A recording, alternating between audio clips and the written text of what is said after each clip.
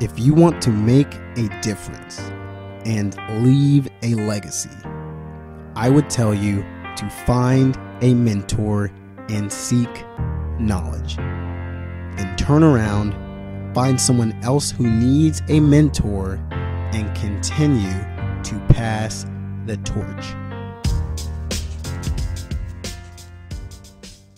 All right, we are here again on another episode of Pass the Torch podcast with a good buddy of mine, a Marine Corps vet, the Chief Revenue Officer at Sandbox, a military app located in Arlington, Virginia, and an entrepreneur in his own right. Patrick Weeks, welcome.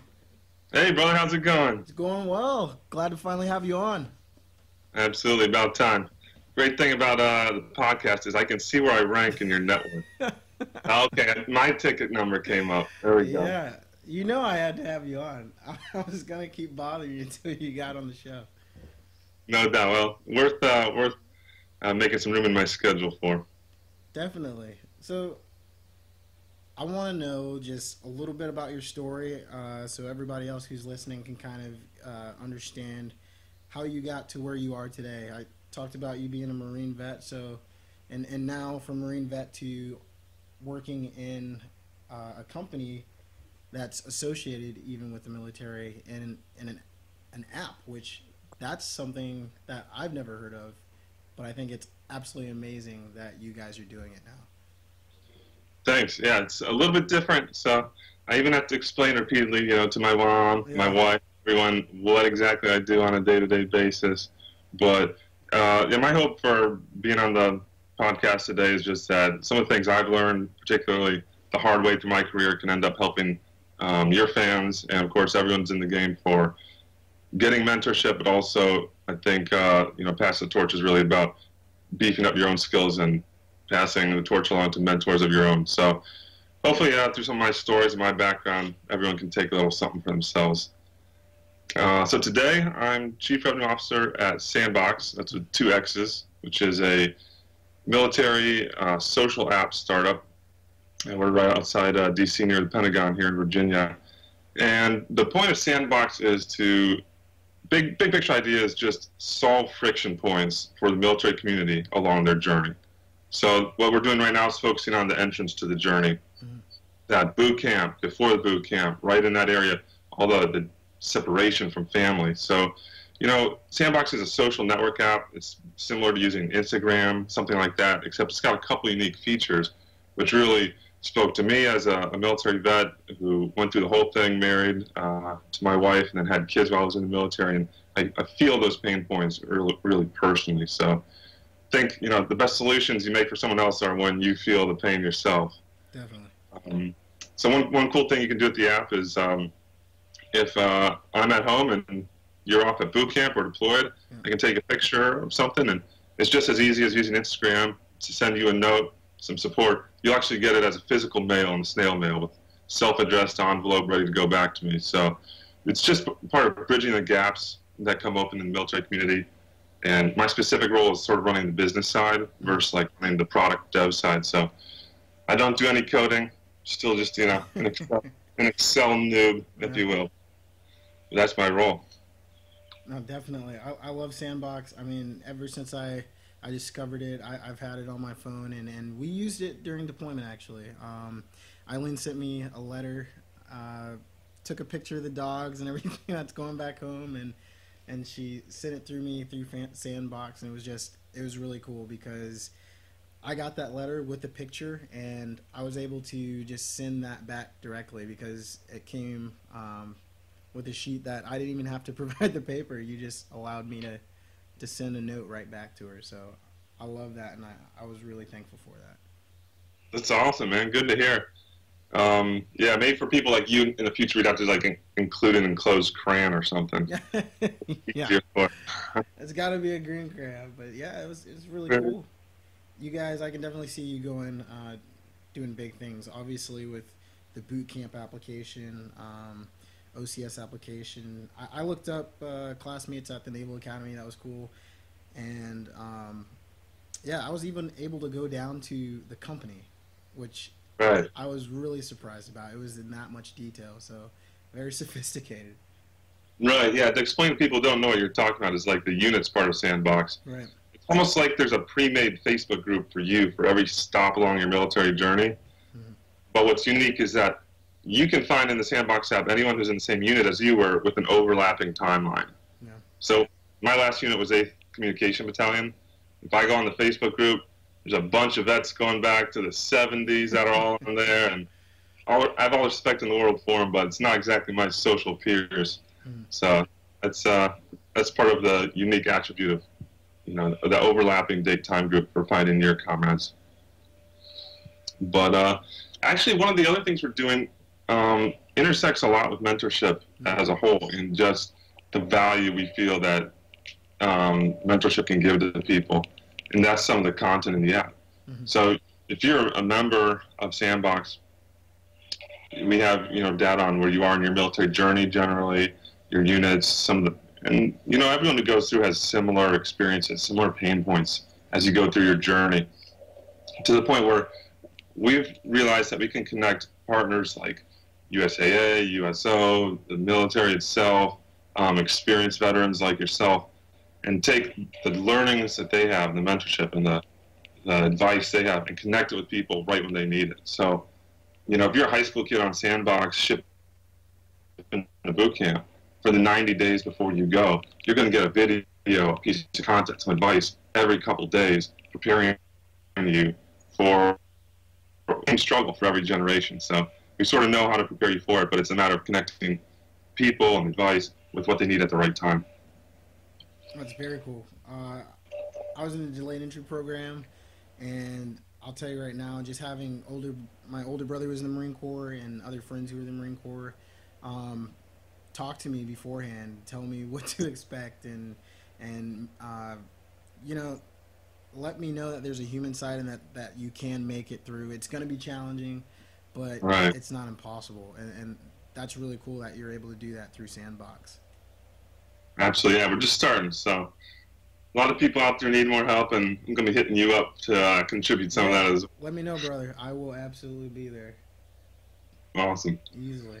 So how did Sandbox get someone like you? You're very experienced. You're a very passionate person, driven. What attracted you to Sandbox in the first place? It's a weird story a little bit, but I think it's one of the best takeaways I could give to someone who's looking to develop their own career, who's early in your career, particularly if you're in like the military background or organizational background, someplace like GE or something like that, where they just put a roadmap out for you. Like, here's what we expect in 1 year, here's what we expect in 2 years. And all that organizational pressure is pushing you to just follow the plan. Just follow the plan, climb the ladder, do what you're told, in other words. Boring. Exactly. It's not for everybody. No. So, for me, the biggest thing that connected me to Sandbox was a side gig, an entrepreneurial gig that I kept going through my whole military career. And it started right before. In 2008, I was looking to join the military, and I was finishing up college, so I knew I wanted to go into the Marines. I knew I was going as an officer, knew I wanted to commission and go to OCS, Officer Candidate School, like boot camp for officers. There was no one website back then where I could say, here I am today as a civilian. I go through all this stuff, all these steps. Okay, then I'm a Marine officer. That's the whole journey. Yeah. Couldn't find it anywhere, so I just started blogging. It's like, okay, well, here's my steps. Here's the forms I filled out, the people I interviewed, the tests I run, the time it took, all that stuff. And the thing exploded, man. In a couple of months, I had like 30,000 views on some free WordPress website. And so clearly I had tapped into a pain point a lot of other people felt. So I just kept blogging, kept that one, hedgehog focus on OCS, that entry-level prep, and had so many questions, so many comments, so much content going out that I wrote once a week, or wrote a bunch and queued it up once a week. And I've kept it going until today, to where I have 300 posts. I've had dozens of other military officers contribute. I've had hundreds of thousands of people read the site. It's a #1 site preparing people for OCS. And it connected me with an entire community online of Marines and veterans helping other new Marines sort of learn the ropes and prepare for both enlisted and officer boot camp. And you can just see how naturally that dovetails in the sandbox to where Yeah. my passion project is like the best resume I could ever have. A job like that. Yeah. Why should we hire you? Like, did you ever connect military people? Absolutely. Like OCS Exactly. blog. Right, That's it. absolutely. And I can say it's actually read by the Commandant of OCS. And when I published a April Fool's joke on there today, Yeah. it's clear that they are passing out iPads to the candidates at OCS. Oh my They gosh. Yeah. took personal offense to me. So Did he reach out to you? I made some waves there, so I'll take that as a badge of honor. That's not a bad idea though. We're talking about innovating. I don't know. Maybe not OCS, but yeah, no, that sounds cool. Somewhere along the path, it makes sense. Yeah. My, Right, absolutely. my mind was blown. I'll tell you, like I was an avid reader of OCS blog, just trying to learn what do you have to do at OCS. What prepares you to be physically fit to be screened and selected for service as a Marine Corps officer. And so I read your blog a lot, and when I saw, I was like, hold on. Started connecting the dots, and then I realized, hold on, you created this. That was pretty amazing. I was like, okay, I actually know this guy. Yeah, man. Yeah, Never know. it was a starstruck moment for me. It's funny. Yeah. Now I admit it. Yeah. Yeah. Nobody knows. Nobody cares. It's you'd have to do a little digging to even figure out I'm like the face behind it because Yeah. it's not about me. You know, it's about the needs of my readers and how to help them and putting my face on there. I mean, I've been told many times I have a face for radio, which I'm glad we're doing an audio podcast here. So that doesn't help anybody. Oh, we're throwing in a video too. Well, multimedia on me, dude. I think those people said that they were jealous. No. There we go.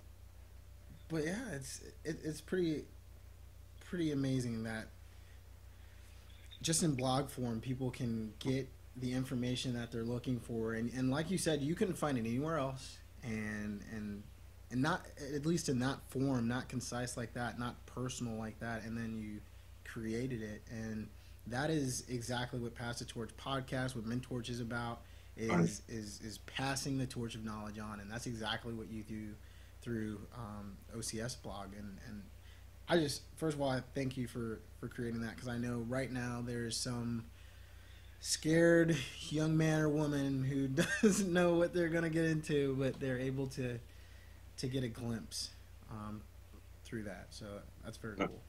I appreciate that. I appreciate that. I think, a big takeaway for, maybe your listeners is look at Pass the Torch, look at OCS blog.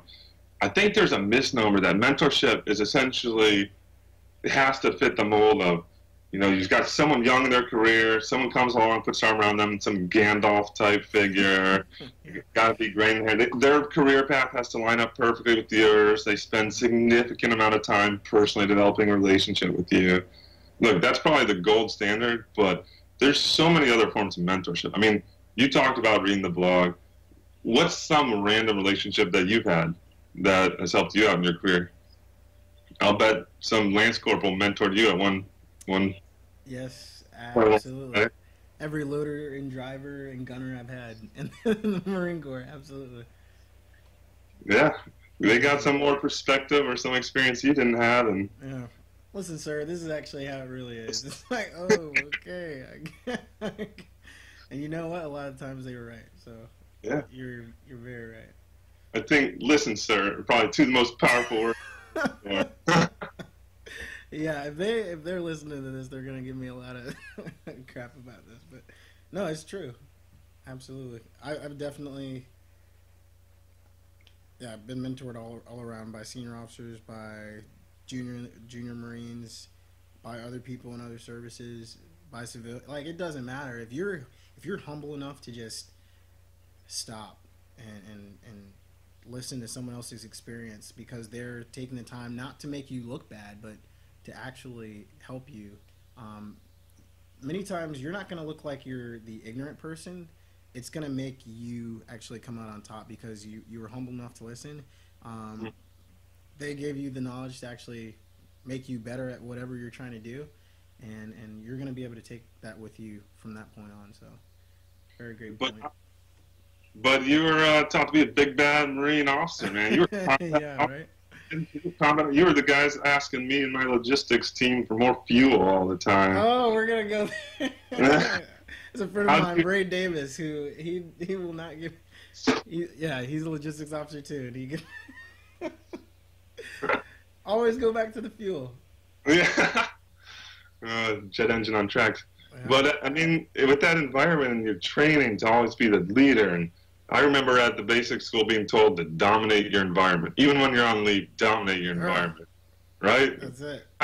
How'd you learn to be humble then? How'd you remind yourself to be humble?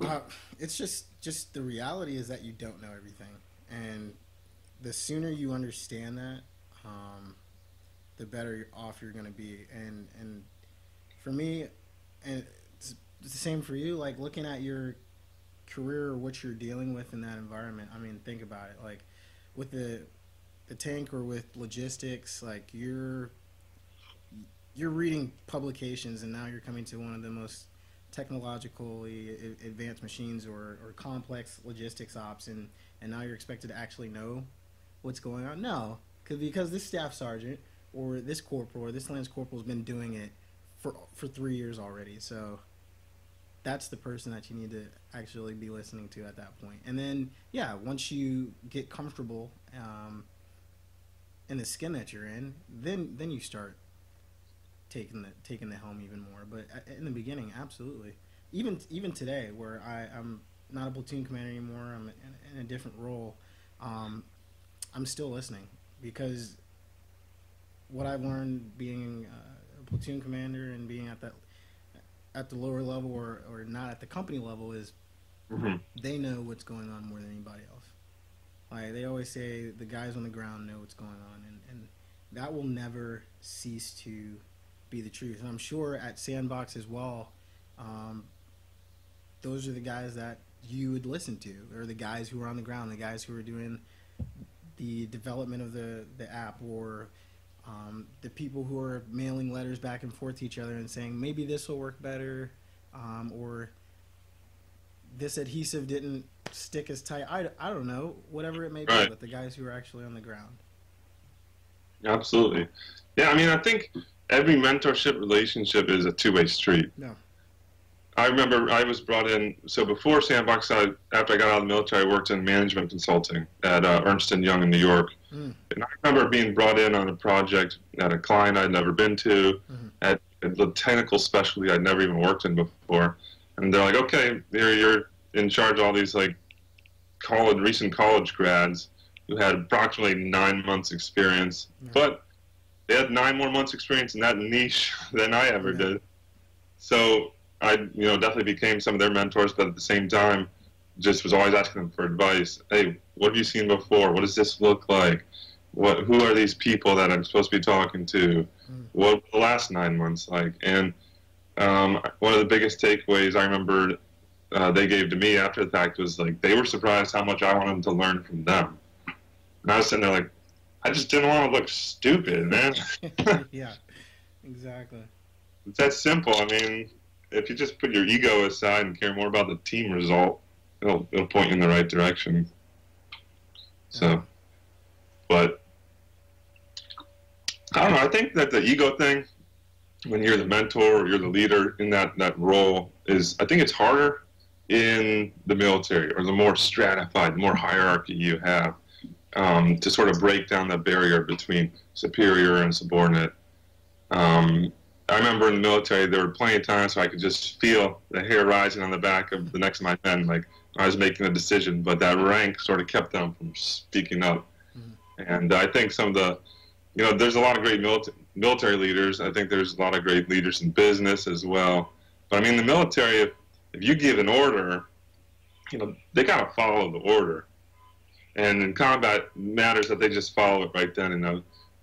The 70% solution is better than sitting around having some democracy for an hour or two. Right, right. Okay, well, let's back that up one realm into the business world. You tell someone to do something, they can push back, but at the same time, at the end of the day, the worst you can do to them is fire them. It's not like they're going to jail for not charging the hill. they could just quit if like you're completely off the rails. Right. Okay, I think that might require a little more leadership on that realm. How about the like volunteer world? What if you're some part of some like volunteer nonprofit group? You're bringing people together. Mm-hmm. You're asking them for donating their time, sweat, and involvement. You're not even paying them. In that world, like think about like a church leader, or I'm rep Team RWB here, great organization, man. Think about someone just making the gathering of that. Like if you try to start ordering people around like General MacArthur, you'll lose your whole team. So my attitude through the entire time in the military, and my time now in business, is imagine there's no rank. Just take off the rank.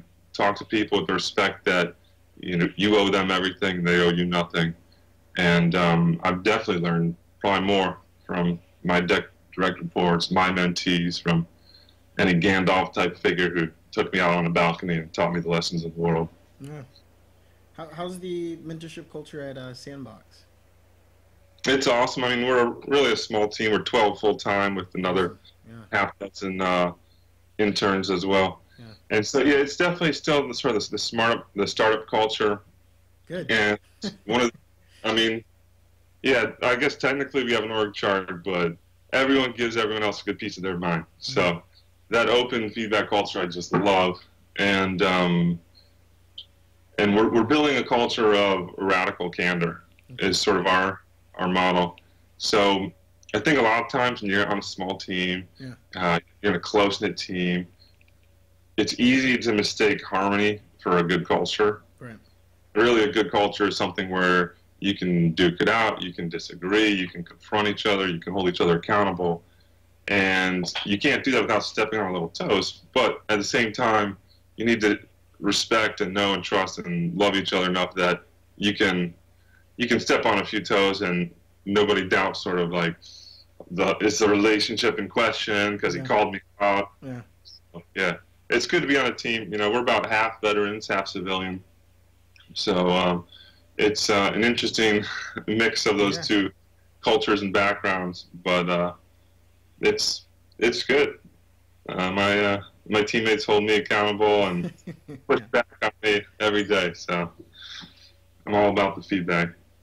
That's good. Yeah, absolutely. It's gonna be like when you can hide behind authority and rank, like the organization doesn't get better, and this is in my opinion, and then you don't get better because people aren't telling you what you need to hear. They're telling you what you want to hear, and now the issues that actually exist, you're not hearing them, and you're not chiseling away at some of the things that are your weaknesses. That you really could be getting better. You could be tackling these things head on, but you don't want to hear it. You're not receptive to it. So that's awesome that Sandbox is like that, and that's definitely somewhere. If I were getting out, that's a company that I would want to work for. So I'm looking for companies like that actually try to encourage that type of interaction. I appreciate that. Yeah, cool. I mean, it's all about the feedback. One of my sayings that my team is sick of me saying is, without feedback, it's like you're just driving around a 7-ton truck with your eyes closed because you don't want to. You don't see if you might be going in the wrong direction. Won't save you. But yeah, all about the feedback culture, and I think some of those lessons were learned the hard way with my experience in consulting or in the military.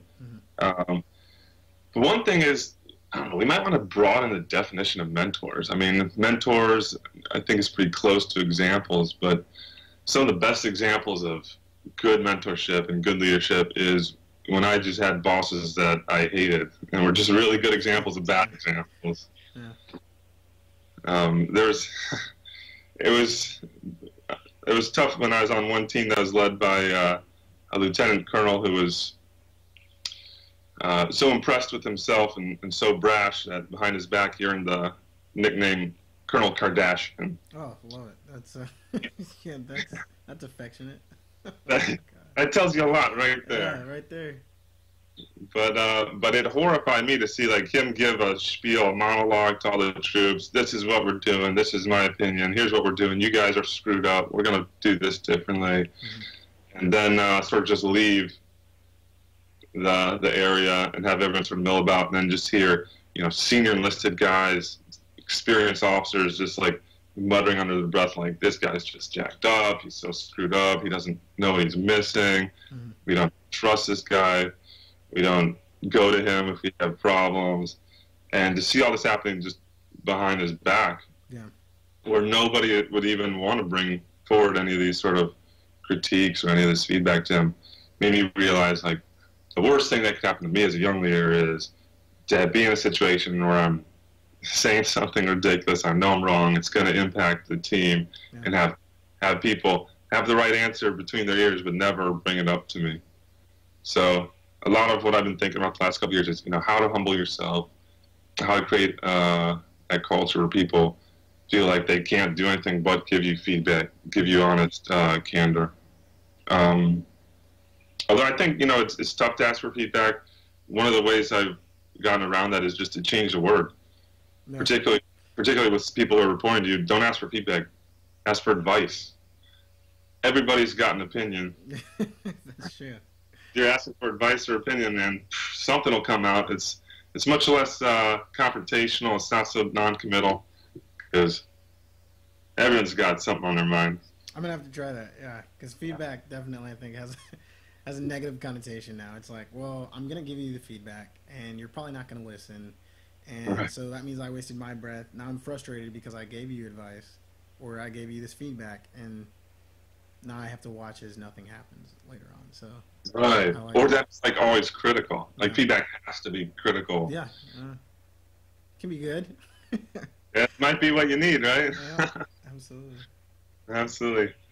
One eye-opening example of like critical feedback I got, a real lesson I learned as a young officer about accountability is at the basic school. You know, the first 6 months of your career when you're just getting trained up. I think a 3-star general came to speak to our class, and it was tough. You're just coming out of the field, you know, essentially pulled all-nighters, probably walked 50 miles the last couple of days, and I'm sitting in I just had a foot-long sub from the subway. I'm just sitting in the middle of like a crowd of 200-300 lieutenants in a really warm auditorium. It's like 2 p.m. My head just started bobbing, and I did not fall asleep, but perception is reality, right? That will never burn you. Oh yeah, absolutely. Yeah. So for the last month of my basic school course, I had to report in the morning exactly how many hours I slept. To be logged on the company logbook. So every single lieutenant in that rotating duty who I went in there was like, Lieutenant Weeks slept 7 hours and 15 minutes last night. I had to write it down. Everyone just knew me as a sleepy lieutenant, man. It was terrible. But I figured out ways to stay awake even without... Yeah. I was like, I wonder what happened after that. Yeah. That never happened again. So I don't know. You got to balance being approachable. That's true. As a mentor, as a leader, and also really getting someone's attention when you have to hold them accountable. It's a tough line to walk. It is. That's one of the hardest things to do. So, who, when you think of a good mentor, who's like your number one example? I've had a lot of good mentors, for sure. You know, a great mentor I had in the last few years was one of my bosses at Ernst & Young. I'll just use her first name, Christina. And she's actually married to a Marine, so she sort of gets that whole thing. Yeah. So I was recently transitioned, and my high was still pretty tight. So it was tough to transition back to the civilian world. Yeah. But what she did was she was all about just maximizing the value and the contributions and responsibility and sort of the sphere of influence of all her direct reports. So, man, she just would give you an opportunity. If you hit it out of the park, give you more, give you more, give you more. Pretty much just keep pushing you until she found out where your ceiling was. And then dial it back down a little bit and support you right there. And, I mean, I had so many people sort of second-guess me and my capabilities because I didn't have the same background that maybe other consultants would with a business background. A transitioning veteran is a weird place to be in a lot of organizations. But she never discounted and just let me sort of sink or swim and prove myself. And so I contributed so much more as a member of her team, learned so much more, was able to assume such a more of a leadership role for her than for other managers I worked with, just because her attitude was more, let's see what you can do, versus sort of like an attitude of fear of, well, I don't want to give you anything you're not 100% qualified for. You might not get it out of the park.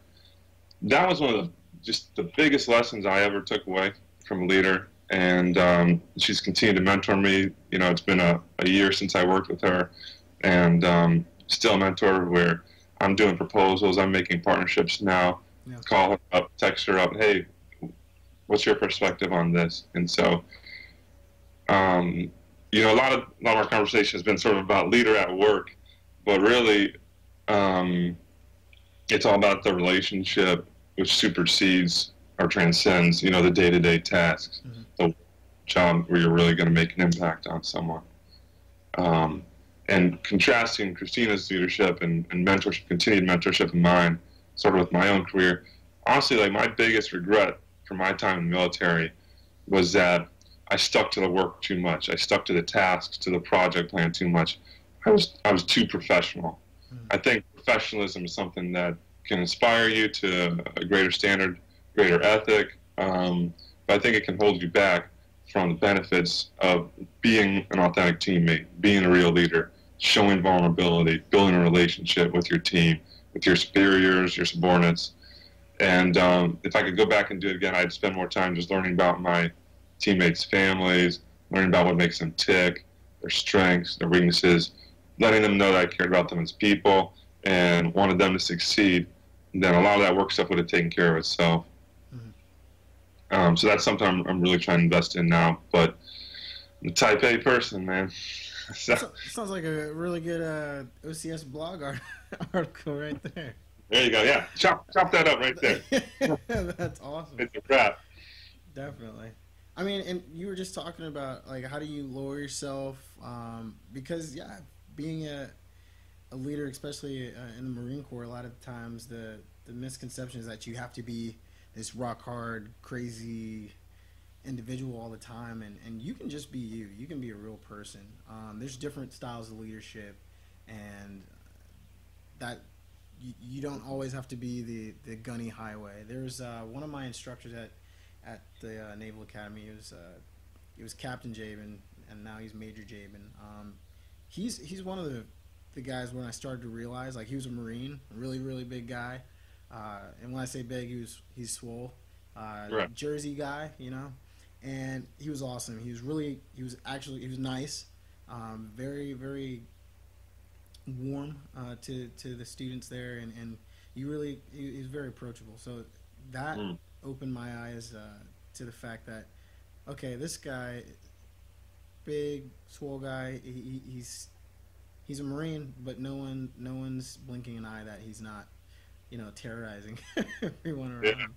So that's very cool. And sometimes we get lucky to see examples like that, but other times you could go your whole career and never see that you're allowed to do that. And that's the only reason that I'm even like how I am right now. Otherwise, I would think that the only acceptable way is to be this just no emotion type of leader and stuff like that. So not saying that's how you were, but I struggled with the same thing early on. It's like, how am I supposed to carry myself? Like, can I actually be me? Can I be a real person, or do I have to only adhere to this strict personality trait? Absolutely. And the attitude's probably just as widespread if dialed back a little bit in the outside world and civilian world as well. You go into an organization and from day one you're trying to fit in, you're trying to feel the culture. And yeah, there's something to seem like a culture fit when you join a team. But at the same time, know where your guardrails are, but within those guardrails, I mean, if you can't bring 100% of who you are to work every day, what are you doing there? What's the point? Exactly. So, I mean, if you're hiring good people, you're not going to want them to leave half of who they are at home. Yeah. just to fit some mold, some bizarre cultural traits. Yeah. So we'll get there. Love it. So obviously you have some awesome knowledge that you're throwing out there. Do you have the fortune to be able to mentor anybody right now, or is that something you want Yeah. to do? I'm definitely mentoring people now. One organization that I've been active in the last few years is called Defy Ventures, DEFY. Okay. It's a fascinating mentorship community which connects people, like me with a consulting background, entrepreneurship background, finance background, with students who are going through an entrepreneurship curriculum. Hmm. All of these students are ex-convicts as well who have done jail time. Yeah. So it's very active on the East Coast, like New York area and San Francisco as well. They're expanding. And so for the last couple of years, I've helped a chef who was a former drug dealer, very successful entrepreneur in his own right in that realm as well, Yeah. roll out his own sort of baking venture, making really innovative cupcakes and cakes and cookies and all sorts of baked treats. So that's something that really lights my fire. That's awesome. Yeah. Ventures, I'd recommend it to anyone who can get involved. But then also, I've kept up mentoring relationships with people who maybe were on my team in previous life, in consulting or in the Marine Corps or elsewhere, even through college relationships. Mm-hmm. And what's crazy is that, I've gotten so much value from being mentored in my past that I just simply wanted to pass that along. I just wanted to create relationships where I felt like I was contributing as much as I've received from my mentors. But time and time again, I've never been able to give more than I feel like I've been able to get out of these relationships. Yeah. And so one of the things I do is, I'll call every couple of weeks with some of the younger guys I'm mentoring, and keep in touch. It's so easy with social media, or when we're in town or locally to catch up in person. And all I try to do is just keep the focus on them and where they need to grow, their interests are, their sort of issues are they're working through, and anywhere in there where I think my background or my expertise or my network could help them.